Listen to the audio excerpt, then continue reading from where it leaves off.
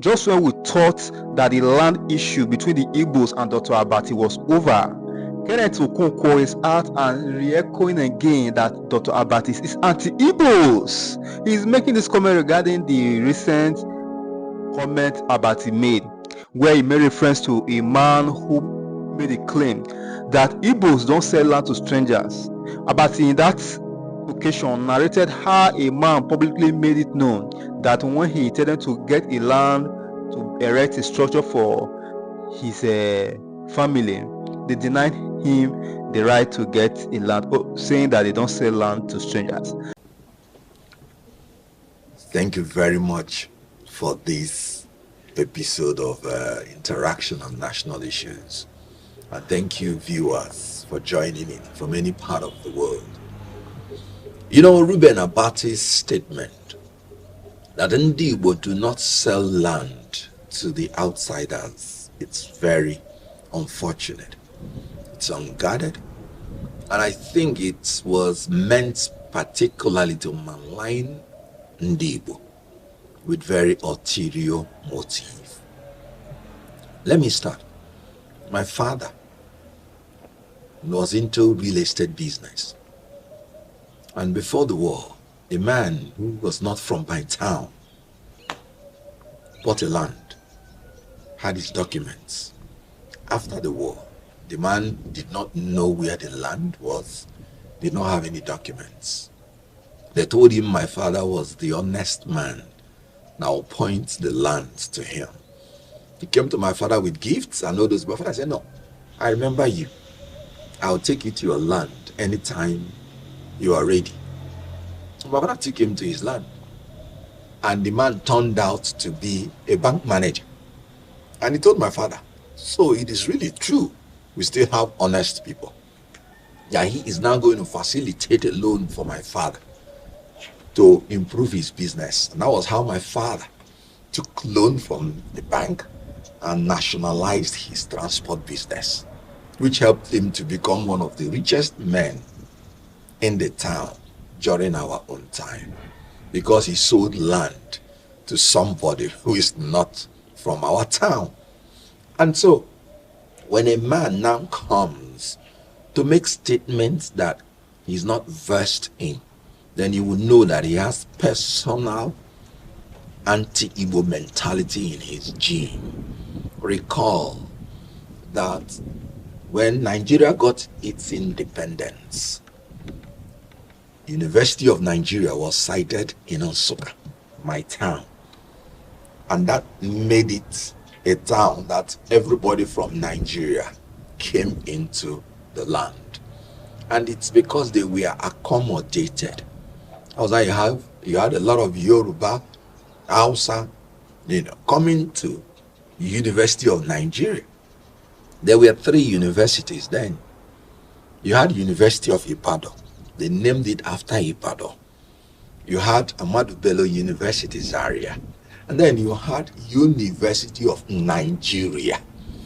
So would a town, would a people that have been pro-Nigeria from beginning begin to discriminate as to who to sell land to?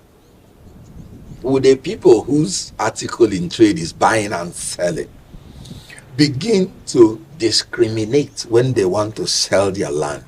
When an Igbo man is dealing in business, he's looking at profit and loss, not where you come from. Now, if Ndi Igbo are doing well in real estate in Lagos and doing well in real estate in Abuja, where did they learn it from? They learned it from dealing in real estate from their own town, from their own place, because that is merely an expansion. You can't give what you don't have. Now, do you sell land to your own people? No. Everybody has land. If you are a man in Igbo land, you're entitled to a plot of land in your own land. So if there was any land sold by Ndi Igbo, it is sold to people who are not Ndi Igbo. And then, how can somebody ignorantly begin to make such statement Reuben Abati simply celebrated his ignorance publicly. And let me tell you, he offended the legal profession, because in law, you don't condemn a people unheard. You cannot condemn a people without hearing from their side. He just said he borrowed a language from T.O.S. Benson without even knowing the context. And he ran to television and established it and asserted it as a fact. It's against the legal profession. And he condemned Igbo unheard. What he would have done is to get an Igbo expert to be educated or present him on the studio to talk on behalf of Igbo. He offended journalistic profession. Is either you are talking as a moderator or as a guest. When you are a moderator, your job is to bring opposing sides, interview two of them. They will give you their views. Then you allow the public to make up their opinion. Or you are a guest, and then you will be interrogated by the moderator, who will now be playing the devil's advocate to ask you cross-examination on the things you claim. But this is a man who just came on air, formed an opinion, and intimidated the journalists around him, and started saying it out without fair hearing and without allowing Igbo to examine what he's saying, and without allowing any other journalist to cross-examine him. He has displayed absolute hatred, absolute anti-Igbo mentality, and absolute ignorance of both legal and journalistic profession. No wonder Reuben Abati is the first presidential spokesperson that spoke an incumbent president, democratically elected president in Nigeria, to defeat. It has never happened. President Goodluck Jonathan, an incumbent elected, democratically elected government, elected president, Reuben Abati is the first presidential spokesperson to speak him to defeat. And he acknowledged that it was his own ignorance. You know, after the regime of Goodluck Jonathan, he wrote a piece, "Is Aso Villa bewitched?" I said, because he will plan everything and think that what he's going to say is going to make a point, that everybody will love it. And we thought that everybody will turn against what he's saying. No, Aso Villa is not bewitched. The only person that is playing the role of a witch here is Reuben Abati. When he was the presidential spokesperson, he was ignorant of what he was doing. He was incompetent. And then he's blaming witches and wizards. Witches and wizards have suffered in this country. And that was how he spoke his president, incumbent, to defeat. I don't want to remember how the only politician he accepted to be deputy governor to is a man who is internationally, wanted for some drug dealing issues. And this is what a man who is purporting to be a man of integrity, this is the person he agreed to be his deputy governor. As a politician, he has failed woefully and will continue to fail. And he should stop living his disaffection of politics because of his failure, his failure in politics. He should know where to carry such a disappointment to, not to vent his unruly anger on Igbo people. And you know what? They gave him an opportunity to withdraw his statement or make amends. I saw Oko-Jumbo trying to tell him it is not good to use one brush to condemn a people. I say he's unapologetic about it. Let him go and look at his ugly face and character in the mirror, and let him know whether Igbo cares about apologies from such a people, such a creature that has continually failed. If I can remember, it's the name Ndoka that is paying his salaries in Arise Television. if he hates the Igbo like that, doesn't want to have anything to do with anything Igbo, she first of all resign from her eyes and stop collecting anything from Igbo and stop painting the Yoruba in bad light. Let me tell you about the Yoruba. I was in Yoruba land for 17 years. Omo Oluwabini. Let me tell you, who taught me concept of Omo Oluwabini? Professor Babatunde Akin Oyebode. When he saw me in his office the first time, he said, "Young man, you have good vibes, or what the Americans call good aura. Yorubas are very accommodating." And he loved me and cherished me all through. Let me tell you about the Yoruba. I've always told people that was the place that we found the largest concentration of Igbo movie actors when we were doing Living in Bondage. And we felt so accommodated in Yoruba land that we were even thinking we were in our homes. Nobody was harassing us. Some of them gave us their houses, and we acted Living in Bondage that started Nollywood that is benefiting everybody. I've acted movies with actors and actresses from Yoruba land. I never picked a quarrel one day from any of them or with any of them. Let me tell you another incident. The first car I bought in my life was Mercedes 230. Remember then? The second one I bought, if you check it there, it's still there, put in tarpaulin, Mercedes 500 S-Class. I was in my house one day when one of my Yoruba brothers came in, a police officer. He said, "Look, I have just gained admission. I have children. I don't have mobility. You have 2 cars." I think the guy was brilliant. He knew I had become born again. And maybe he knew that in the Bible they say if you have 2 coats and your brother doesn't have any, go to him. So when he was saying that, the scripture was playing on my head. And I remembered that the Yorubas love me and I love them in return. I gave him the Mercedes 230 flatboat, the first car I ever bought. He's still alive. He may still be alive. Nice guy, a police guy. They were taking special interest on everything that happened in my house because my house was close to the police station. And I related with him as a brother.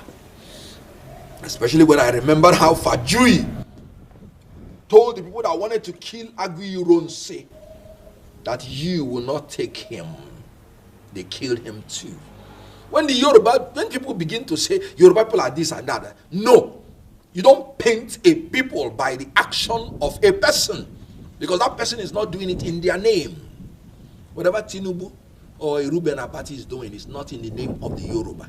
It's in their names. We should be holding people personally responsible. Assuming without even considering. It's one Igbo man that made that comment. Why would you attribute it to the entire Igbo people?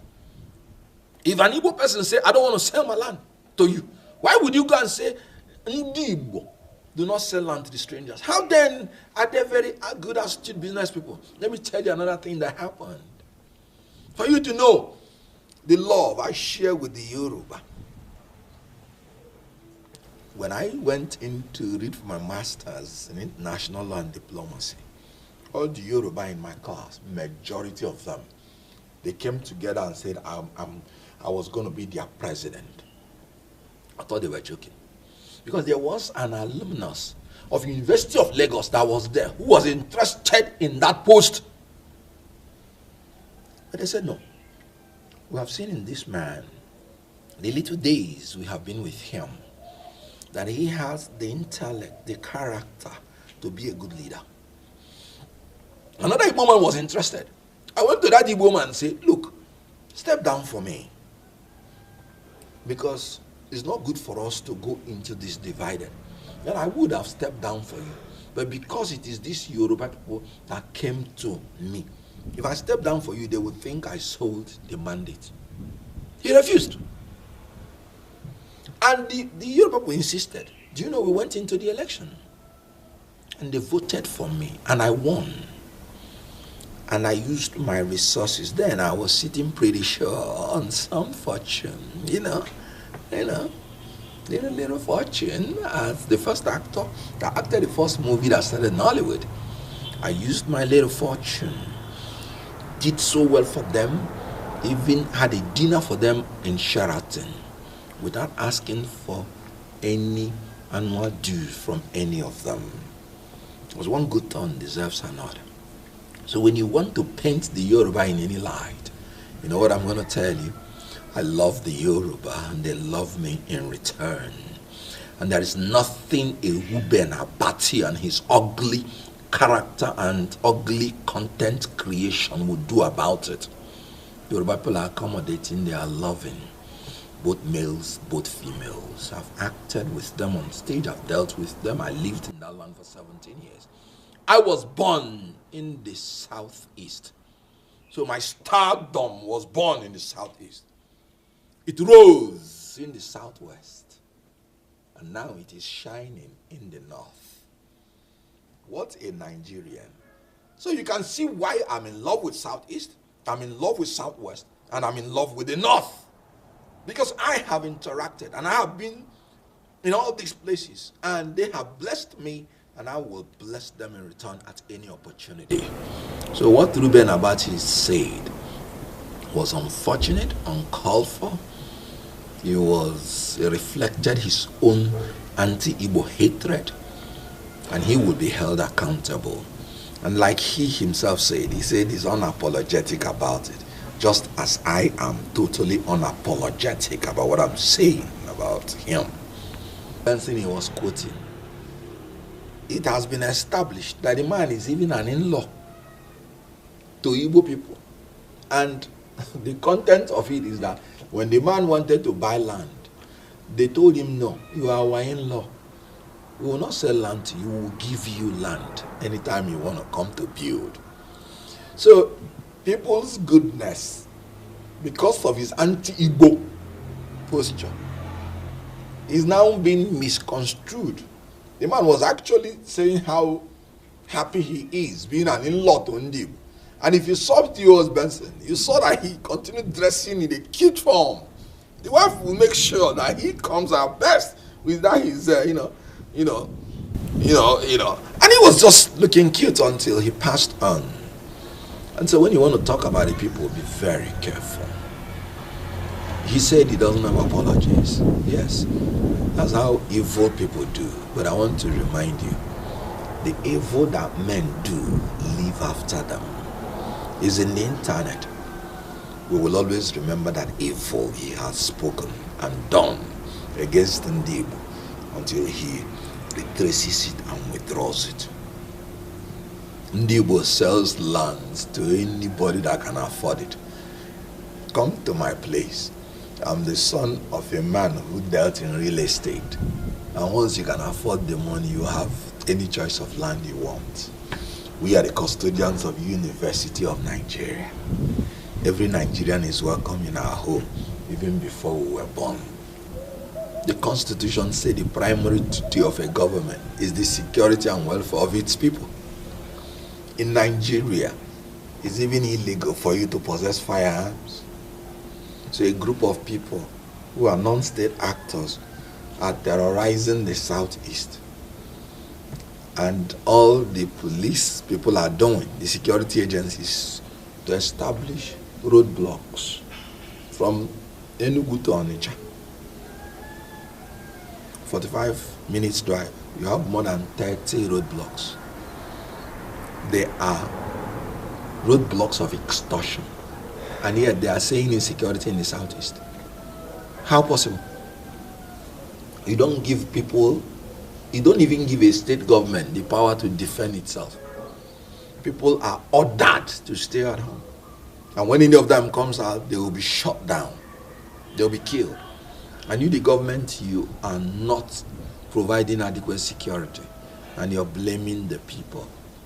Let me ask you, how many times have they blamed Northeast for the insecurity visited on Northeast by the insurgents? How many times have they blamed Northwest for the banditry, for the terrorism, for the robbery, for the insurgency that is going on in the Northwest? Farmers' headers clash in the North Central. In the Southwest, you saw how many traditional rulers have been killed, assassinated. In the South, you still hear about oil thieves. How many times do they blame those citizens for being the cause of the insecurity? And those ignorant men, those incompetent men in government, those anti-Igbo people with anti-Igbo sentiments, they would want to blame Igbo for the insecurity in the Southeast. When IPOB started, it was the Southeast governors that came together for the first time to prescribe all the activities.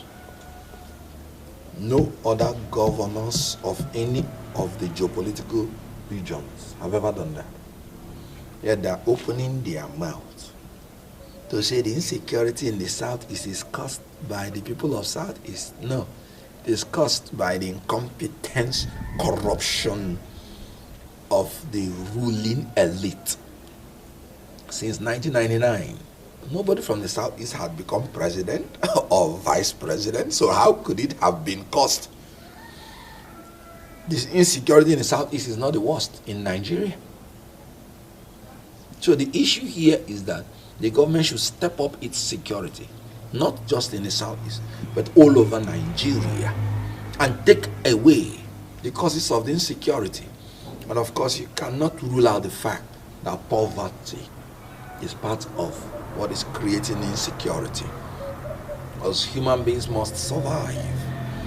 So the government should improve the socio-economic welfare of Nigerians, and they should make more investment in modern technology of fighting. You don't fight with bayonets or horses anymore. You go on the modern technology and you ensure that you remunerate the security agencies very well, so that they will fight insecurity and we will have peace. Insecurity in the Southeast is caused by the same thing that causes insecurity in other parts of the region, and it's the duty of the government, especially in a country where even to possess firearms is illegal, to bring about security in the Southeast and around the whole nation. So the cause of it, incompetence and corruption of the government in power. Let me first of all admit that in the archaic laws of the Criminal Code Act and the Penal Code Act that were enacted probably before I was born, you see the sections, maybe section 373 of the Criminal Code Act that governs the Southern region, and maybe section 391 of the Penal Code Act. You see traces of criminalizing defamation. However, some states, knowing that some of those provisions were part of what we inherited from the colonial masters, who wanted to shield themselves from the painful pens of the freedom fighters, they now criminalized anybody that will bring their actions to disrepute. And that was the reason for all this defamation, purportedly as a criminal offense.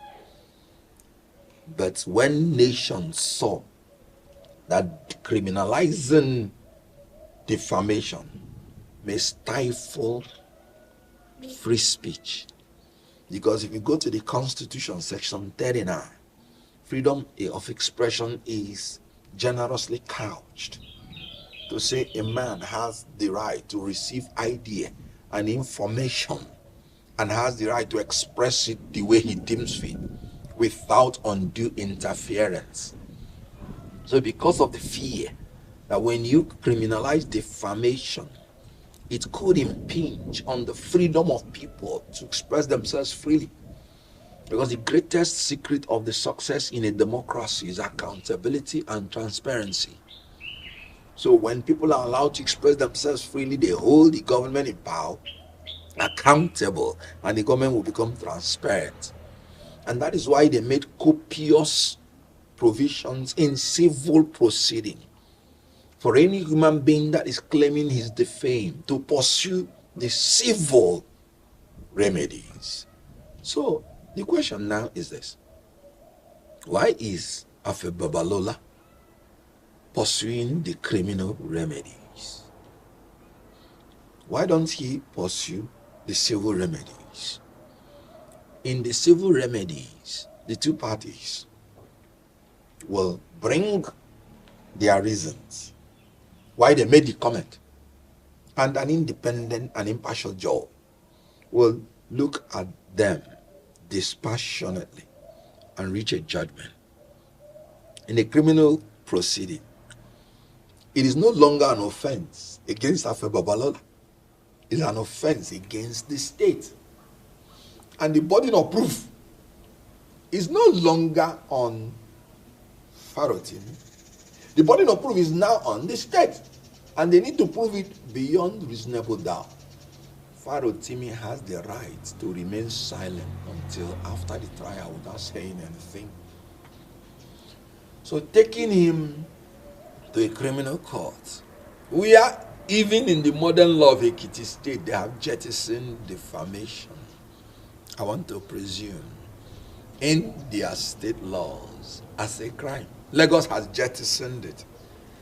Now, I was worried about the statement from Afe Babalola Chambers that if Farotimi can prove himself, he will be released. That has actually portrayed them as colluding with the security agencies, because it is not in their power to release. So, confessing that if Farotimi says this, he will be released, is trying to say that they are in collusion with the security agency, that they have the power to detain him and release him. That's the implication. Confirming our fears that this is an intimidation. Why arrest Farotimi before you conclude your investigation? The Supreme Court has made it clear. You don't arrest a man and run around for investigation. You would have concluded your investigation, then you will arraign him in court. Then why go to court to get a remand order to remand him in prison? You just want to intimidate him and punish him unheard. They were saying, I heard that they've invited him to come and he didn't come, and that was why the remand order.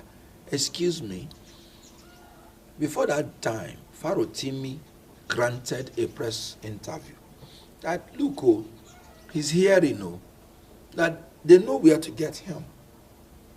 They know where to serve him any paper. Meaning he is actually owning up publicly that he has not received any summon or any paper. He said there is a conspiracy, and he said no Nigerian should cry for his freedom. That all Nigerians should insist that they should take him to court. Now, in America, by way of comparative analysis, people are even allowed to make a plea from their house. They will send you the charges, and you would state in writing whether you're pleading guilty or not. And if you say you're not guilty, then they will tell you the day you present yourself to court for the commencement of the trial. So a man, you know where he's staying, who does not go to London or America and be tweeting from there like some cowards do. But he has been in Nigeria and told you he's not going to anywhere, and you know where he is. Have you served him any paper personally? If you have, what's the evidence? What they would have done is, if they've been serving him, because there has to be personal service, if he has been rejecting it or avoiding it, you make it public. I did not see any public declaration by the police or any security agency that they have been serving him and he has not been honoring it. Remember Yahaya Bello? EFCC made all the arrest attempts, and all the going to court public before they even served a bench warrant. Did you hear that in Farotimi's case? So I suspect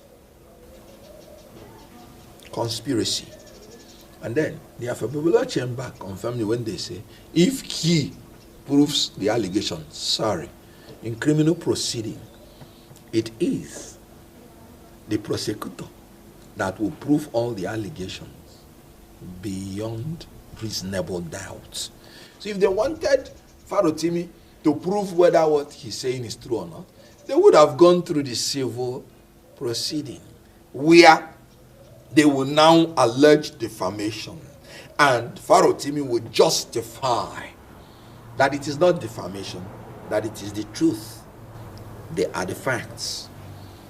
And then they did not go through that procedure, and that is what is making us to conclude reasonably that that is an attempt to intimidate, to frustrate and manipulate Nigerians and punish Farotimi for his political stand on issues without giving him fair hearing. He said he's a victim of Nigeria. I agree with him. So what they would have done is that they would have filed the charges publicly, told Farotimi, come and defend yourself. He comes to court the day, on the day, defends himself, and then the court will decide. Why remand him? Anytime you start remanding anybody, you've already started punishing him. And nobody has any power to punish anybody except the law court. And every law court is expected to act judiciously and judicially. That remand order is unjust and is calculated to punish without fair hearing. So, I take Afubara chamber, through the confession of the chamber, that Farotimi, if Farotimi proves himself, he will be released. They have just confirmed our fears that there is a collusion based on that statement between them and the security agencies to punish Farotimi for his stand on issues. And of course, the security agencies are under President Tinubu. President Tinubu, you remember, ordered the release of those children that were illegally detained. So he ought to have immediately ordered the release of Farotimi so that it does not portray his government as using the security agencies to intimidate political opponents. Because that's where I will conclude it on. Because he's a political opponent. And worldwide, anything you do to a political opponent, the people of the world have the right to interpret it that you want to intimidate a political opponent. If you ask me, I would say I believe that this is still an intimidation of political opponents, and they should desist from it. Release Farotimi unconditionally and allow him to have his day in court if they believe that he committed any offense, based on archaic, outdated, purported defamation offense, which is no longer existing in the books of some of the advanced states in Nigeria that do not want to impinge free speech, like Lagos. So it's just a ruse. He's just a victim of Nigeria, as all of us are. Since May 29, 2023, the Senate has always been in a hurry to pass anything that President Tinubu brings to it.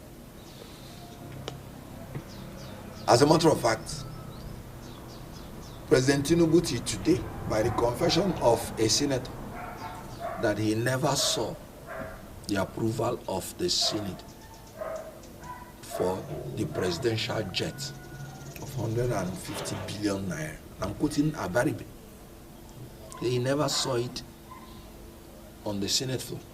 And they are purporting to say that it was in the budget. And he says he's always around for the plenary, by his own words. So The Senate, what it means that they even preemptively approve whatever is coming to the Senate. Then you can imagine the one that is presented to them. It's a photocopy Senate, not even rubber stamp, photocopy. They are spokespersons, official spokespersons of the president. A tax reform bill that includes pay and VAT, state taxes. And you think you can rush it through without even consulting these people. And when they had a meeting and say, sir, withdraw this first for further consultation, he said, no. You should go on while you're consulting them. Your own vice president, that's a vote of no confidence on his vice president. There are certain ways you do things in a democracy. You have to give people a sense of belonging. You can't continue with arrogance of power unchecked. This government has had a tradition of not consulting before it brings out policies. Remember, fuel subsidy was gone on the inauguration ground, meaning he did not even consult his wife because they just swore him in. Anything he did before that, he wasn't the president. So they just swore him in. And he started issuing such policies without consulting any human being on earth. He depreciated the naira without a cabinet. He commanded Niger Republic, another country. The junta must step down or face being removed within 7 days. Igbo. In politics, say less and do more. He blocked the whole 7 states of the north without even consulting any governor from there to weigh the cost-benefit analysis. After many months, what did he achieve? Reduction of Nigerians' image in the world community because he was able to carry out none. He did not even consult the Senate that has the approval before you can use the military outside Nigeria, before doing the loud boast. So these governments enjoy saying more and doing less. When they were even seeking down the face of the Niger Republic junta, the Niger Republic said, I don't want. Because of lack of consultation. So in these tax reform in Nigeria is long overdue. I have nothing against it. There are some beautiful provisions. We should carry on in Nigeria based on derivation. Because we want to encourage productivity. You know, I feel very ashamed that the most blessed section in this country, which is the North is the most blessed. All the food we are eating, solid minerals. You can see how they are discovering oil. For such a region to even begin to look at South for survival tells you the level of incompetence and corruption of Nigerian leaders. Because they are so blessed in everything. You know, because they are strategically located between the rainforest of the South and the Sahara from the Sahara Desert. So their land is neither too much in this side or too much in this side. Very, very fertile land without fertilizer. So such a region is the region that will be insisting it must be based on derivation. And they just go to look at their land and bring out the beautiful lithium, gold, flowing like a river in the north. They don't need to catch cold whenever anybody sneezes. Derivation is the best method to encourage productivity, and I support it 100%. Then the tax reform bill, I think section 146, they said VAT will be increased from 7.5% to 10% to 12.5% to 15%. Where? Wickedness. People are dying of heavy loads, paying for increased fuel, paying for increased tariff, paying for increased this and that, paying for increased presidential jet, paying for increased presidential yacht. And they want to again put the burden of increasing VAT, consumption, on the people. any provision in any tax that increases the burden on Nigeria by 1 kobo is a bad law and should be thrown away. Other countries in the world, they are reducing their VAT. And Nigeria want to increase everything. You know why? So that they can sponsor their lousy, voracious appetite. That is the only reason. You're riding on presidential jets. You have presidential jets, so just to ride on big one, gold, clothed entrance, gold coated entrance. Those countries outside that cut their cloth according to their size, those presidential jets their presidents are using are manufactured by them. You are a borrower of money. You don't have money. Your people are hungry. And you're living a profligate lifestyle. And you want the people to be the one that you will extort to pay for all those lifestyles. You have 48 ministers, majority of them doing nothing. And you want Nigerians to be taxed more. So I don't like that provision that says VAT should be increased. Then he should have consulted more and more and more. Democracy is based on dialogue and compromise, at least to give people sense of belonging. Telling the 36 governors and your vice president, go to hell, is not the best way to go in a democracy. So I would have supported consultation so that we would disarm those people who are maybe rightly or wrongly coming against your bill. Because the more you educate people on something, the more aware they are. Some people even went to the extent and said the tax bill is against Sharia and is not existing anywhere. But because of the speed you want to pass it, they'll begin to say there must be something in it. Then some mischievous people will now come and say, this is against Sharia, just to make people to move against it. They say inheritance will be taxed by 24%. How? In my own opinion, it's not existing in the bill. But these are the things that dialogue would have been able to sort out. But I support derivation. I support there should be no increment in taxation on Nigerians.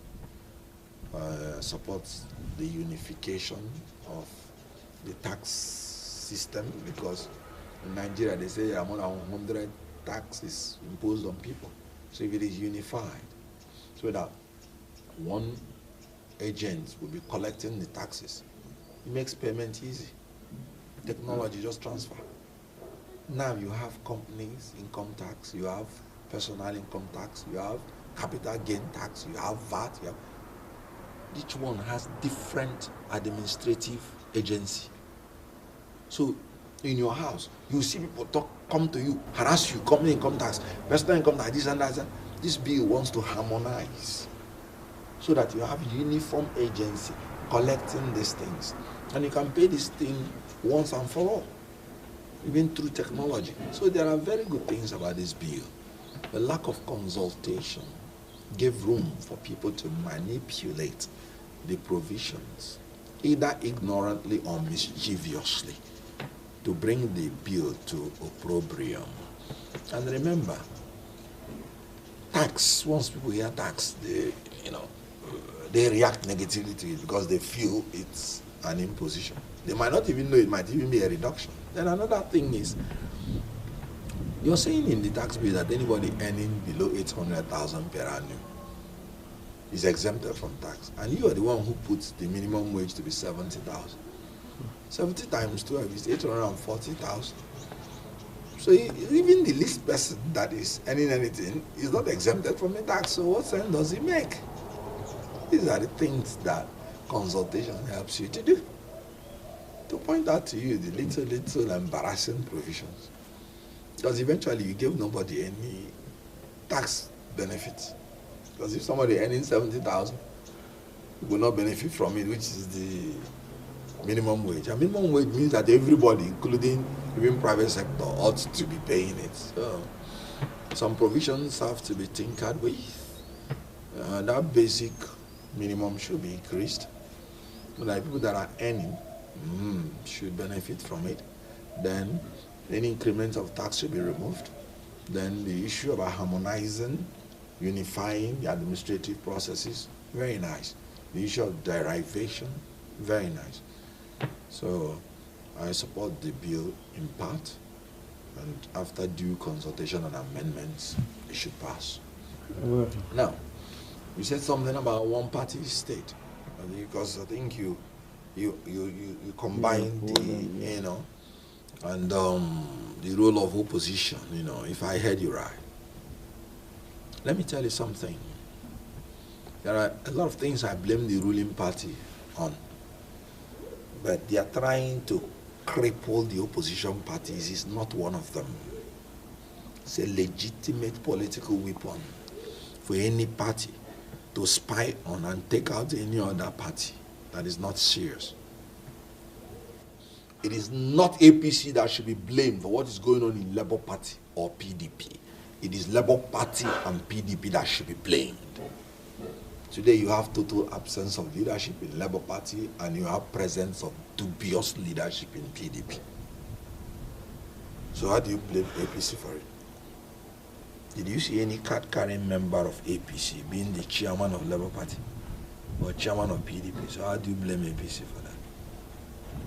When you continue placing blame where it is not, you are trying to justify your failure and give excuses for your not succeeding, meaning you're trying to perpetuate it. Excuses and successes do not go hand in hand. I agree completely that APC has agents that are destabilizing those parties. Do you think they are doing it free of charge? It's the incompetence and corruption of the people in Labour Party and PDP that they are feasting on and exploiting to destabilize them. Look at Labour Party. I heard more than 5 of them defected. Of course, the law is clear. You defect, you lose your seat. But you need a solid political base to be able to bring them to account. Because we are in a country that does not respect the rule of law. So how united and focused you are as a party is what will make you to be able to seek redress. And what they are saying is that they will open a book of shame. Is it the Hall of Shame for them? The people they should open Hall of Shame for are the leaders of that Labour Party. Because they organized purportedly convention without inviting anybody, including me as presidential spokesperson. So who should go into the Hall of Shame? Let me tell you, what you sow is what you get. Absence of leadership in Labour Party. Since the National Assembly members won election and started, how many times have they gone for a retreat? For you as a party to educate them on the ideologies of the party and indoctrinate them that Nigerians voted for them because they wanted a change. How many times? Nature does not exist in a vacuum. So if you leave their brain to be open, then whoever is telling them something, that is the one they will take. Labour Party is made up of, the elected people there are made up of some people who were rejected by the parties and they saw the wave and came to Labour Party to pick forms. And then some other people that were probably used as placeholders, and maybe after the primary they were not changed. Some of them insisted they will not be changed. So when they now won because of the wave, Nigerians wanted something new. You would have taken them in immediately. Because some of them are greenhorns that have never held any political office. Some of them are Okada riders. Some of them are, bricklayers, which is commendable. But you take them in and begin to let them know That no, you're one of the representatives of the people. This is what is expected of you. They left them. And then the predators who are APC, and they are very merciless about it, started feasting on their lack of ideology and started assimilating them to their fold. Look at, that's why there is complete absence of leadership in Labour Party. Then there is dubious leadership in PDP. Immediately, Tinubu brilliantly took Wike after the abracadabra in River State election, where the IRF was saying that Labour Party won, and mutilated results were brought out from different state houses to say that the APC won. They took Wike to be a minister, and PDP did not come out to insist aggressively that Wike should resign from PDP. Immediately that was done, I knew PDP was gone. Because if a man openly campaigned against his party, which I have nothing against because you are free, and then openly took up a position in another government, morality demands that he steps down from his party. You can see the chaos that is going on in Rivers State. You can see the chaos that is going on in PDP. So Wike is a servant of APC because minister means servant. That's why minister, when they say minister of the gospel, minister of God, is a servant of God. Now, PDP is now a servant to Wike. That is why PDP now is a servant of servants. So as long as this present leadership in PDP prevails, it is APC that is governing PDP. And can you imagine how many times they have postponed their neck? So even neck cannot sit. The latest is February. And that February, I don't think they've put a date. So that on maybe 28th of February, they say, sorry, we forgot to put date. They have shifted the neck. With any excuse. It is possible the next excuse they will give is that Faro TB was arrested. Let's fight for democracy first. Every excuse. That's dubious leadership. The truth is that they want to bring PDP to moribund so that there won't be any fierce fight for the presidency in 2027. And they are succeeding. But Nigeria is not a banana republic. I'm not always so scared about one-party state because the Nigeria political hemisphere makes it that when it's only one party, you start seeing opposition rising from that same party. You can see APC is practically in this area. They're just using the federal might, like PDP used, family affair, to control their crisis. But they are pretty in crisis. You can see what is going on. The governors that say the bill should be withdrawn for more consultation, they are APC governors, predominantly. The vice president that sat on that neck where they lampooned the tax reform bill is APC. You can see the former national vice chairman of APC, on Lookman. You can see the one Jesu on Nabasa. You can see his criticism of Tinubu. You can see these are APC members. They are rising. These guys are still going to be blocks of opposition. So in Nigeria, we're so diverse. And I don't think that one-party state will be possible. There could be one party that will be dominant from time to time when there is prevalence of incompetent and corrupt people in the opposition, as I believe there are today. But I believe that from the ashes of these decaying parties, there will be a maneuver that will become the foundation of the seed of the righteous growing out of the manure of these decaying parties that may germinate a new generation of leaders who will be fed up with all these things and create a very good opposition that will most probably, by the grace of God, form new government in Nigeria. I may not know the time or date, but I know that from what happened in 2023, Nigerians are fed up with the status quo. Look at the election in Ghana.